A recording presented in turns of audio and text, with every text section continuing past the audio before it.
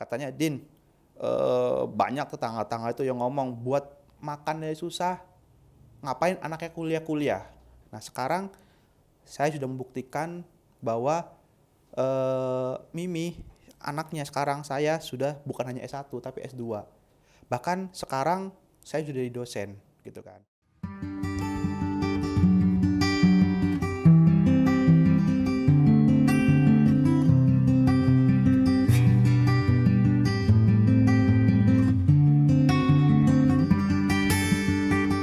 Assalamualaikum warahmatullahi wabarakatuh.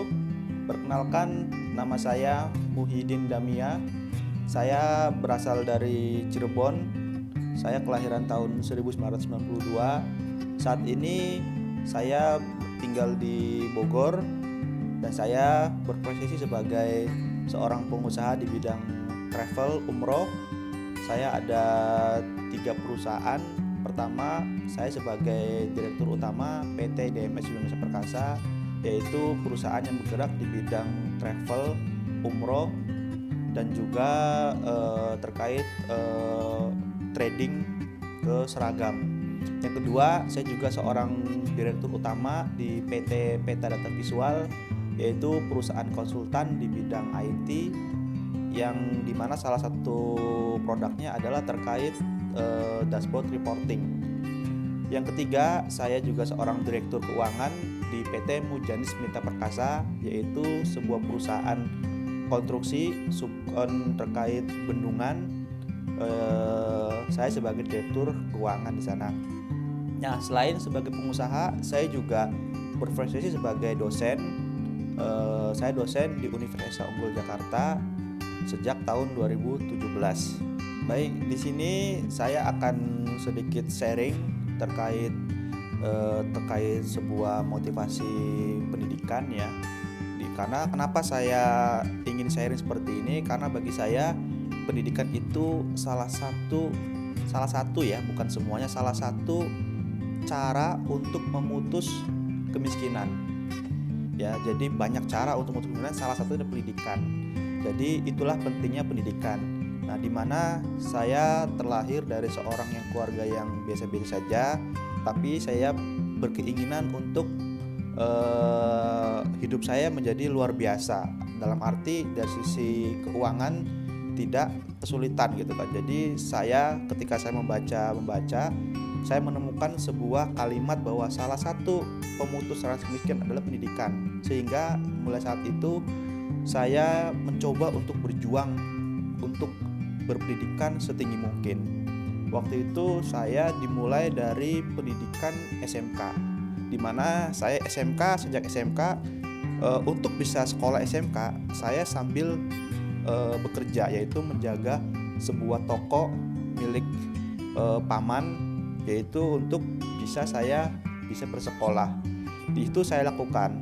Setelah itu saya tidak berhenti di situ, karena di saat kondisi seperti ini, ketika kita hanya sebagai seorang lulusan SMK, kita akan kalah bersaing dengan masyarakat lainnya gitu kan, sehingga kita harus meningkatkan pendidikannya kembali. Ya, waktu itu saya memutuskan untuk berkuliah dengan keterbatasan dana yang belum ada, tapi saya mencoba berpikir gimana cara saya bisa bersekolah. Akhirnya saya bekerja 1 tahun. Waktu itu, habis itu saya langsung kuliah. Nah, di dalam kuliah ini saya untuk mencapai lulus itu memang perjuangan sangat berat. Kenapa? Karena ketika kita kuliah, keterbatasan dana itu pasti akan kesulitan. Nah, di sini saya akan berbagi tips ya, gimana caranya biar kita itu tetap bisa melanjutkan kuliah ya, tapi dengan keterbatasan dana. Nah, pertama waktu itu saya bekerja untuk bisa membayar biaya kuliah itu, sehingga saya mengambil kuliah karyawan ya, yang kuliah karyawan saat itu di waktu weekend dan malam. Jadi sebagian gaji saya digunakan untuk membayar kuliah, sebagian lagi untuk keperluan operasional setiap hari, seperti membeli buku, seperti juga bayar kos, cicilan motor gitu kan, nah, dan sebagainya. Nah, Di situ pun sebenarnya kalau kita hitung secara eh, matematis itu minus, karena kita tahu bahwa untuk lulusan SMK gaji itu tidak seberapa, sedangkan ini harus dibagi-bagi untuk kuliah segala macam seperti yang tadi saya sampaikan. Nah, lalu gimana caranya? Saya tidak akan berhenti di situ aja. Saya sambil mencari part time. Dengan cara apa? Saya jualan sepatu, jadi reseller. Waktu itu reseller masih sesuatu yang langka. Seller, terus jadi sampai jualan obat saya pernah lakukan itu demi ingin mencapai kuliah. Nah, ada hal yang menarik ketika saya sudah lulus kuliah, ya kan? Menariknya adalah ketika saya lulus kuliah, saya H-1 wisuda, mau wisuda, orang tua saya dari Cirebon datang ke Jakarta untuk melaksanakan wisuda besoknya. Saat itu orang tua saya cerita malamnya pas mau wisuda. Cerita kenapa? Ceritanya ini cukup menyentuh buat saya, dan ini sebagai pelajaran buat saya juga ketika orang tua bilang, Din, dalam tentu dalam bahasa Jawa ya, tapi saya coba tanya dalam bahasa Indonesia. Katanya, Din, banyak tetangga-tetangga itu yang ngomong buat makannya susah, ngapain anaknya kuliah.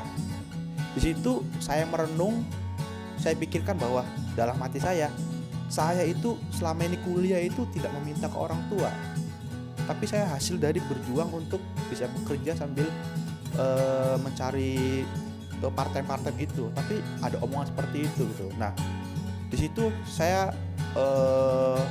bersyukurnya saya pas saat kuliah S1 itu saya ikut organisasi. Saya sebagai gubernur ekonomi waktu itu, sehingga saya mendapatkan gemblengan dari senior-senior dan teman-teman di organisasi bahwa salah satu cara untuk membalas itu bukan dengan keburukan kembali, tapi dengan cara prestasi. Sehingga saya waktu itu memutuskan untuk berkuliah lagi S2. Terus saya meminta izin ke orang tua untuk kuliah lagi. Saya bilang ke ibu saya. Terus ketika lulus itu saya juga ketika lulus S2, saya bilang ke ibu saya.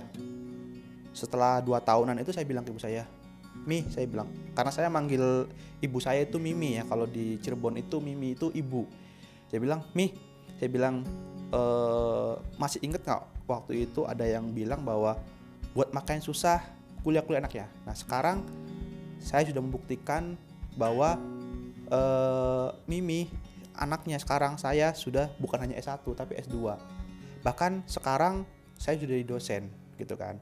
Itu bagi saya sesuatu yang luar biasa buat diri saya pribadi ya. Bukan dari sisi keuangannya, tapi ini membuktikan bahwa benar kata orang-orang bijak itu, bahwa ketika kita membalas, ketika kita dicaci maki, itu kita jangan mencaci maki balik, tapi kita buktikan dengan prestasi ataupun dengan sesuatu hasil yang bisa kita banggakan. Nah, itulah inti dari ini adalah bahwa kita tetap harus berjuang untuk meraih pendidikan setinggi-tingginya. Dari cerita perjalanan hidup saya tadi, jadi tidak ada kata tidak mungkin. Jadi artinya walaupun kita dengan keterbatasan biaya ataupun keuangan ya, tetap ketika kita ada kemauan, ketika kita ada mimpi yang harus kita raih, itu tetaplah harus berusaha. Ya, tetap berusaha. Bagaimana caranya? Saya mendapatkan nasihat yang cukup bijak dari kedua orang tua saya. Yang pertama itu nasihat dari ayah saya. Ayah saya ketika melepas saya ke Jakarta, dari Cirebon ke Jakarta dengan seorang diri gitu kan, di Jakarta gitu kan, orang tua saya, ayah saya bilang, nak, jangan lupa sholat 5 waktu karena saya muslim ya, dan juga bersolawat. Itu pesan ayah saya. Yang kedua, pesan dari ibu saya. Ibu saya mengatakan, Din, jadilah orang baik, maka kamu akan ketemu orang baik. Itu nasihat dari ibu saya. Nah, itu alhamdulillah saya terapkan dan itu terbukti. Nah, pada saat ibu saya nasihat itu, saya bertanya ke ibu saya, Mi, saya bilang, kalau misalkan Idin udah baik sama orang, tapi orang itu jahat sama kita, gimana? Katanya itu adalah ujian. Jangan pernah jangan pernah berhenti untuk berbuat baik. Dan itu terbukti teman-teman, terbukti ketika saya kuliah, ketika saya ada kesulitan, itu akan dibantu gitu, akan ketemu ketika kita baik sama orang, percaya orang itu akan baik, kita akan dimudahkan gitu kan. Jadi satu yang itu terkait nasihat dari ayah saya itu dan ibu saya itu. Yang kedua, tetap kita harus berusaha, dalam arti bekerja, ya kan, karena keterbatasan biaya tadi lah kita harus bisa bekerja, apapun dilakukan yang penting itu halal. Jangan pernah malu, wah saya malu kerja begini gitu kan, nggak perlu, selama itu halal dan itu baik, lakukan. Khususnya ini, apalagi ini yang laki-laki ya, laki-laki apalagi, selain kita berusaha untuk mengejar mimpi untuk bisa kuliah, itu juga melatih kita sebagai seorang pemimpin nantinya. Karena laki-laki itu harus kuat mentalnya. Nah, ketika kita dalam keadaan seperti itu, terpuruk seperti itu dari sisi keuangannya ya, otomatis naluri seorang laki-laki itu akan bergejolak. Dia akan membuktikannya gitu. Karena kita seorang laki-laki harus bisa tangguh dalam mentalnya. Nah, itu mungkin tips dari saya hanya itu ya, tapi itu kalau teman-teman lakukan dengan konsisten, insya Allah itu bisa mewujudkan teman-teman untuk bisa kuliah dengan lulus. Nah, saya juga punya sebuah kisah yang sangat menarik yang perlu saya sampaikan kepada teman-teman semuanya. Mau tahu? Tunggu part selanjutnya.